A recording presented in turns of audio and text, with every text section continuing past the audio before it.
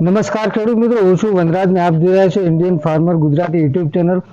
જ્યાં ખેતીલક્ષી અવનવી વાત આપણે ઘણા બધા વિડીયોમાં કરી છે, પણ ખાસ કરીને વાત કરીએ તો આજે આપણે એક નવી જ ખેતી કહેવાય અને ઉત્તર ગુજરાતમાં ખાસ કરીને ઓછી જગ્યાએ જે વસ્તુ જોવા મળે છે, એક એવી વસ્તુ છે જે આપણે બોર્ડ પણ જોઈ રહ્યા છો, સ્માર્ટ સોલાર ડ્રાય સિસ્ટમ છે, જેની અંદર કે જે પાક છે તેને સુકાવવામાં આવે છે અને એના જે રેગ્યુલર જે ભાવ મળે છે એના કરતાં વધારે ભાવ લઈ શકાય અને ખેડૂતની આવક વધારી શકાય એ હેતુથી કંઈક કંપની છે જે આવા કોન્ટ્રાક્ટ ફાર્મિંગથી ખેડૂતો તરફ આવતી હોય છે અને એના ભાવ પણ સારા આપતી હોય છે।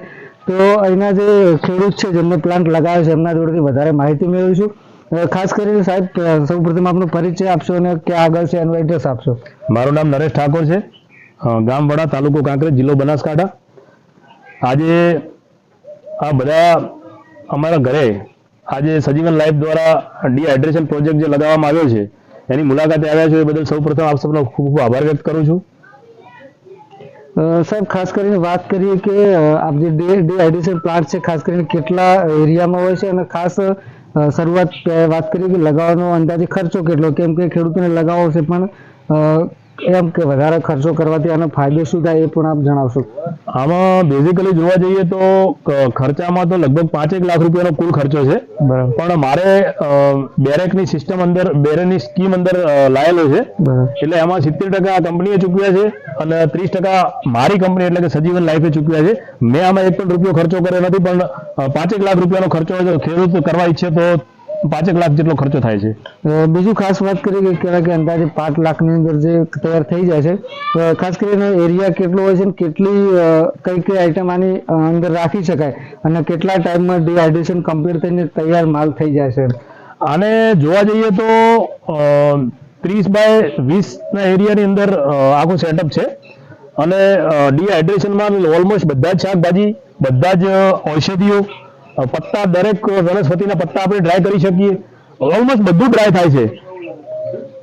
બીજું ખાસ કહેવાય કે જે આપણે કોઈ એક શાકભાજીની વાત કરીએ કે જે રેગ્યુલર ભાવો છે એના કરતી ડિહાઇડ્રેશનથી ખેડૂતોને શું ફાયદો છે, કે ખાસ કરીને વાત કરીએ કે ભીંડા છે, અહીંયા ધારો કે માર્કેટમાં આપણે રેગ્યુલર 30 રૂપિયા કે ચાલતા હોય, ડિહાઇડ્રેશન કર્યા પછી એનો માર્કેટમાં કેવો ભાવ હોય છે એના વિશે? આમાં જનરલી આ ડિહાઇડ્રેશન પ્રોસેસ એક એવી વસ્તુ છે કે ખેડૂત કંઈક નવું શીખે।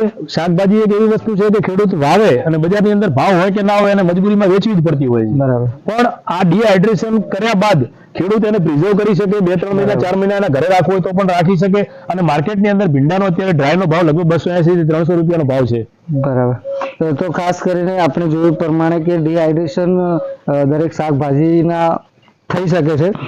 બીજું કે એની અંદર ખાસ ખેડૂતોને ફાયદો એ છે કે જે માર્કેટમાં મંદીનો સમય હોય કોઈ પણ શાકભાજીમાં તો એમને ઘરે સંગ્રહવાની તકલીફ હોય, જે સામે રોકાણ કર્યું છે એનું ઉત્પાદન એટલું ના લઈ શકે તો આ ડિહાઇડ્રેશન પ્લાન્ટમાં અહીંયા મૂકી શકે છે। ખાસ કરીને એમને બીજી વાર એકવાર એડ્રેસ કરીશું, પછી તમને પૂરું ડિહાઇડ્રેશન પ્લાન્ટ બતાવશું।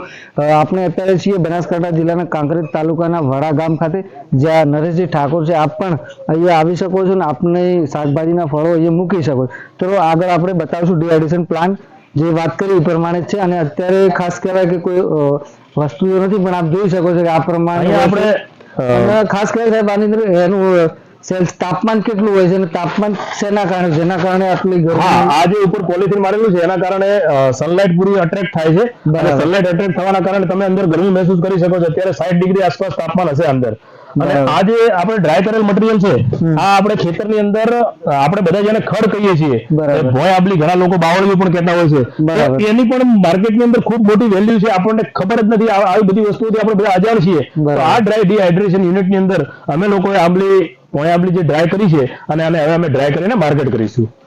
બીજું ખાસ સાહેબે કીધું કે જે તાપમાન છે 60 ડિગ્રી સેલ્સિયસ એ આના જે કવર છે એના કારણે જ છે। બીજું ખાસ સાહેબે કીધું પ્રમાણે કે એવી ઘણી બધી વનસ્પતિઓ આપણા નજરની સામે છે, ખેતીની અંદર આપ જોવો પણ છો, એનો ઉપયોગ નથી કરતા, પણ એવી ઘણી વનસ્પતિ આપ ડિહાઇડ્રેશન પ્લાન્ટમાં રાખીને એની સાથે આવક પણ મેળવી શકો છો। તો આપણે જોયું પ્રમાણે કે આપ પણ આપણા વિસ્તારમાં કાંકરેજ તાલુકામાં જો આપણે ડિહાઇડ્રેશન કોઈ શાકભાજી કરાવી હોય, કોઈ વનસ્પતિ કરાવી તો આપ ચોક્કસ એમનો કોન્ટેક્ટ કરી શકો છો। સાહેબ ખાસ આપણે વિનંતી કે આપણો નંબર અને ફરીથી એક નામ આપણું કહી દો। મારું નામ છે નરેશ ઠાકોર, ગામ વડા, તાલુકો કાંકરેજ, જિલ્લો બનાસકાંઠા અને મોબાઈલ નંબર છે 97 122 અને 97 1 સાહેબે આપણને ખૂબ સરસ માહિતી આપી. તો આપ શાકભાજીના પાકો ડીહાઇડ્રેશન કરવા માટે મુલાકાત કરી શકો છો અને રાખી પણ શકો છો. તો આપનો ખૂબ ખૂબ આભાર. ફરી મળીશું એક નવા વિડીયો સાથે. ત્યાં સુધી રજા છું. જય હિન્દ, જય ભારત, જય જય ગરવી ગુજરાત.